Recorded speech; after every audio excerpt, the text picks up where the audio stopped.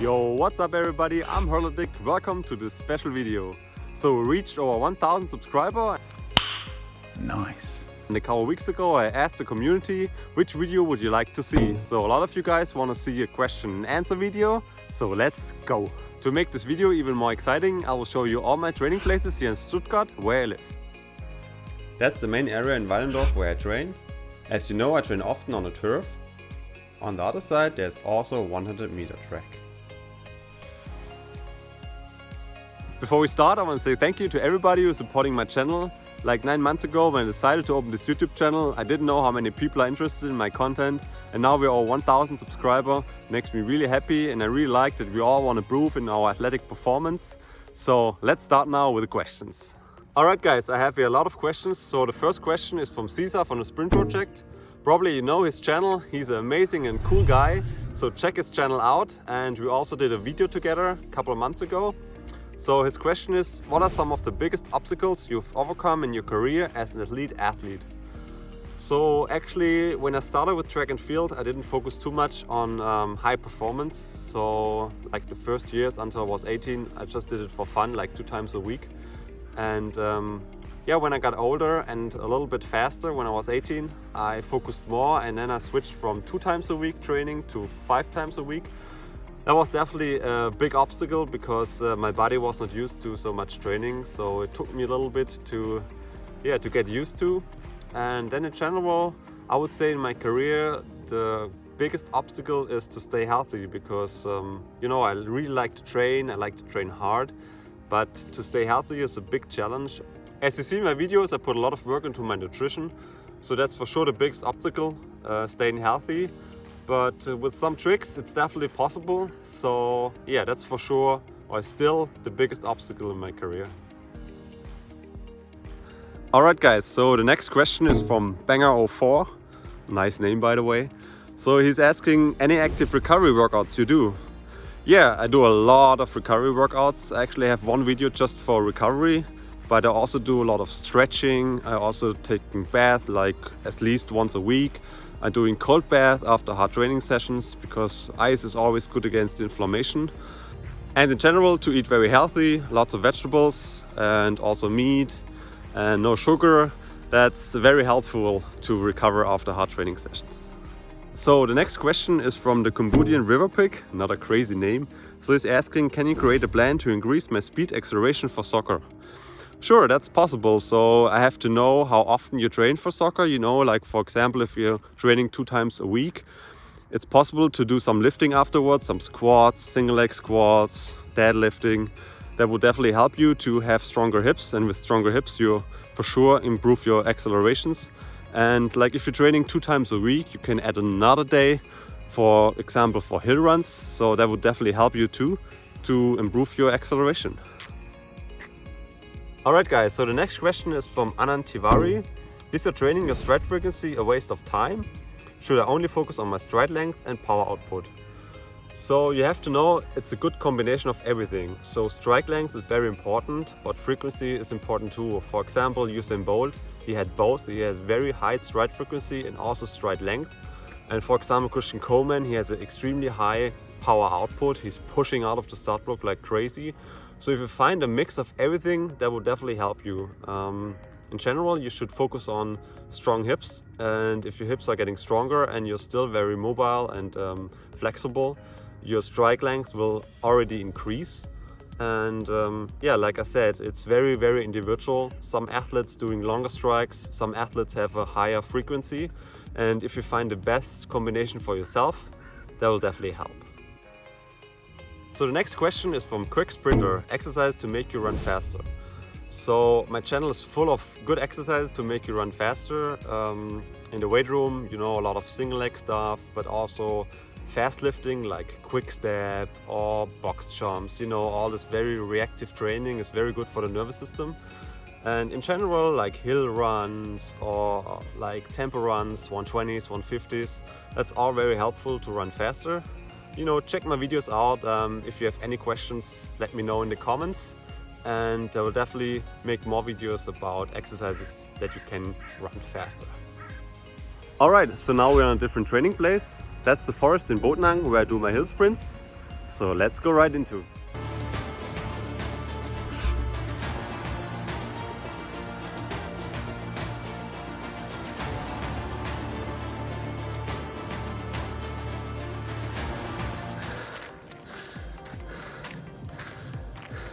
Alright guys, you see here in the background my hill, and I'm sitting here on the bench. So let's go forward with the questions. Actually, the next question is from two people. If I pronounce your name wrong, I'm sorry, I try my best. So from Sayova Jowapa and Joyapa Valyamedira. So they both ask, what's better, smart work or hard work? That's a very good question. You have to know if you want to go to a professional level or you want to improve your performance. You definitely have to work very, very hard. But the problem is, if you train too hard, injuries could happen. So, for example, if you go to training and you don't feel right and your muscles are hurting and you still push and try everything and running all out, that's definitely not the right way to get fast. So, training has a lot to do with body feeling, and sometimes it's better to do less, and sometimes it's very good to train extremely hard. So a good combination of that will definitely help. So always listen to your body, and sometimes less training is more effective than completely hard work. So the next question is from Nicolo Bellini. That sounds very Italian. If I'm wrong, let me know in the comments. So he asked me, how many hurdles do you pass in your career? A lot. So I don't know. So thousands of hurdles. So especially in the beginning, it was very tough to go over it, to run technical clean. You see that in my motivation video. It was pretty hard to learn the technique, but I wanted so much and I tried to improve day by day. And now I would say I'm okay. I can still improve in a lot of things. But the exact number, that's very interesting. Probably like 10,000. Alright, so the next question is from Sake Make. I definitely pronounced it wrong. Sorry about that. So he asked me, how good does it feel to run sub 13.5? Oh, it feels really, really good. Especially in the beginning.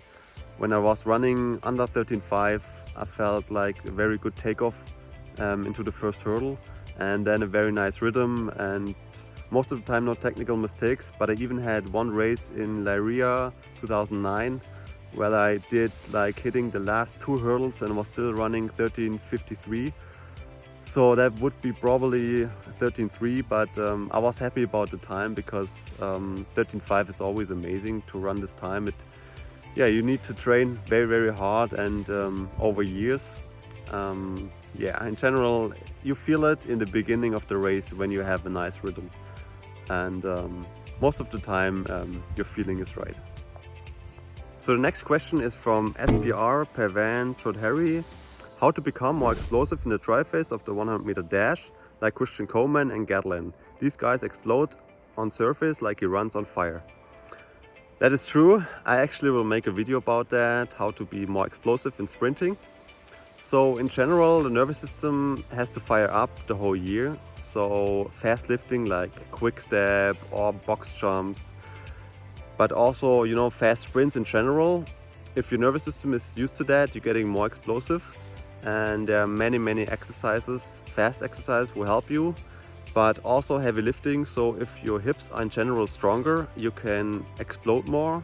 One training you can do is a combination. For example, you do heavy squats and afterwards directly box jumps. I often see that.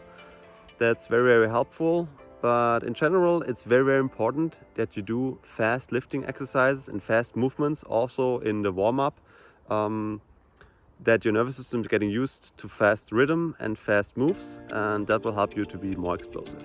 So the next question is from Joey Rosinski. He's asking about hip mobility drills and stretching videos. Yes, I have stretching videos and hip mobility drills on my channel.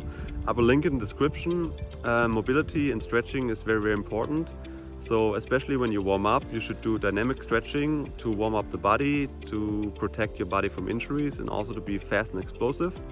And after training, it's very, very good to do a static long stretching, so holding the position for around like 30 to 45 seconds. I do this every day. It's very helpful to stay healthy and also to be, like I said, more powerful and flexible, because for example for sprinter, if you're more flexible, you have better stride length, and that will help you to be very fast. So Parker TV has two questions. The first question is, what's your 60 meter and 100 meter PB and doping in Olympics? So my PB over 60 meter is 689 and over 100 meter is 1052. But yeah, I didn't run too much the 100 meter and also not the 60 meter because yeah, I always ran over the hurdles. And I would say in my peak year, probably around 2014, 2015, I was able to run around like 10.4, maybe 10.39, you never know. But yeah, as I said, I didn't run too much the sprint, but I love it so much. So the second question about doping in the Olympics. So you have to know, when it comes to money, people want to cheat because they want to earn a lot of money. So the Olympics are not clean for sure, but I think it got a lot better because yeah, they test a lot and they can find out even after years if somebody took anything what was not allowed. And it's pretty sad. It makes me really, really aggressive and sad when I see news about athletes who took drugs. But it's probably like part of the game. Like I said, it's all about money, and people do everything for money, so they take drugs and try to cheat. All right, done with the questions. I have more questions. Let's switch to training place. That's the track in Stuttgart where I do my tempo runs. Alright guys, it got a little bit dark, but I really want to show you this training place. So I will answer now another question for Nguyot Singh. Peak season workout for 100 meter and 200 meter. Actually, I have a whole video about how to train 1 week before competition as a sprinter. Before you compete, it's very important to be very fresh. So you only do light lift, you only do like short sprint workouts, like probably like 40 or 50 meter and block starts. And the volume of the training is very low, and that's the most important thing, because if you train too much during the season, you will not be able to run fast, and especially when the season gets longer and longer, you will really get tired. So to stay fresh, you need short and quick workouts. So it's way too cold and windy out here. So my last training place will be in my garage. You think like, what the fuck, why are you going in the garage? Yeah, because I have a gym in my garage, a little gym, and then I will answer all other questions. Let's go. That's my little gym with a trap bar for deadlift, an Olympic bar for squats or cleans, also dumbbells, mat balls and a glute ham raise for hamstring exercise. And my training partner is already ready for lifting. Alright guys, now we're at my last training place, my garage, actually my garage gym. Nothing special, but decent equipment to get strong, perfect for sprinting, and I have 6 more questions to answer. So let's start. The question is from Jabe Topgui. He asks how to improve your style of the blocks, positioning, shin angles, knee drive phase. Love your videos, my bro. First, thank you so much for the compliment. That's a very complex topic. I will definitely make a video about starting off the blocks and the drive phase and what's helping to get better at it. In general, you have to know like maximum power in the weight room, you know, like squats, deadlifts. I definitely play a role in sprinting and especially out of the blocks. So the strongest athletes are mostly the athletes who are getting very good on the first steps. In general, I would recommend to film yourself when you're working on it. So, you know, the slow motion in your iPhone or in your smartphone is always very, very helpful to get technical analyze, and that's always helpful to get it right. And like I said, I would make a video in more details, probably in a couple of weeks. So another question is from Amerexpo. What is your pre-workout warm-up? For example, your jog before you have your stretches. Yes, I have 2 videos on my channel. One video is warming up as a sprinter, one video is warming up as a hurdler. So in general, I start jogging, then I do my dynamic stretching and leg swings and stuff like that. Then I do my sprint drills and like easy accelerations. And then mostly I go to the hurdle, do my hurdle drills, and then going out of the blocks and feeling myself. Mostly have a couple longer sprints and spikes.